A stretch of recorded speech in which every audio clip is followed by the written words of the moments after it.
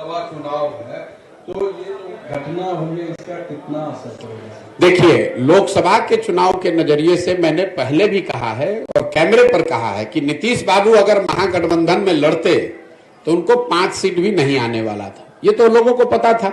और जब हम लोग कह रहे थे तो उनका कोई दल का आदमी चिल्लाता था, अरे प्रशांत किशोर को क्या आता है। ये तो डर इतना है ना, लोगों को पता है। मैं कोई ऐसे बिहार का कोई नेता तो हूं नहीं कि कह दूंगा कौन जीतेगा। अगर मैं कह रहा हूं कि नहीं आएगा 5 तो नहीं आएगा 5।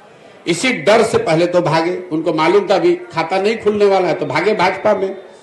अब इस नई व्यवस्था में जरूर एनडीए के नाम पर, मोदी के नाम पर, भाजपा के लहर में कुछ सीट उनको मिल जाएगा। लेकिन इसके साथ ही एक और आपको भविष्यवाणी कर देता हूं, इसकी सबसे बड़ी कीमत इस गठबंधन का भाजपा और उनके दल वाले पे करेंगे विधानसभा के चुनाव में।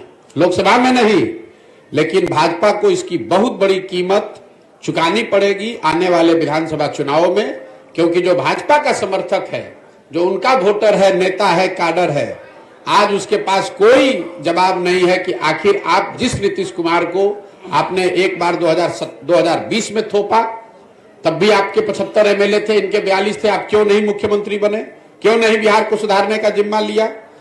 एक बार फिर नीतीश कुमार भागे तो आपने कहा नीतीश कुमार धोखेबाज है, और आज फिर उसी नीतीश कुमार को आप बिहार पर थोप रहे हैं। तो जिस तरह से कांग्रेस और कांग्रेस के नेतृत्व ने चंद सांसदों के लालच में बिहार को 20 वर्ष तक लालू के हाथ में बेचा, इसकी चिंता नहीं की कि बिहार के लोगों का क्या होगा।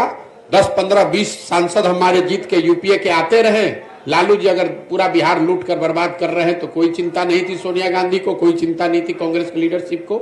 वही हाल आज भाजपा के लीडरशिप का है। उनकी चिंता बस इतनी है कि संसद में अगले लोकसभा चुनाव में हमारा 30-35 सांसद जीत कर आ जाए। अगर नीतीश कुमार ने पूरा बिहार को बर्बाद कर दिया है, उनकी मानसिक हालत नहीं है बिहार को चलाने की, इसकी कोई चिंता उनको नहीं है। वो बिहार के लोगों की चिंता नहीं है, उनको बिहार के बच्चों की चिंता नहीं है।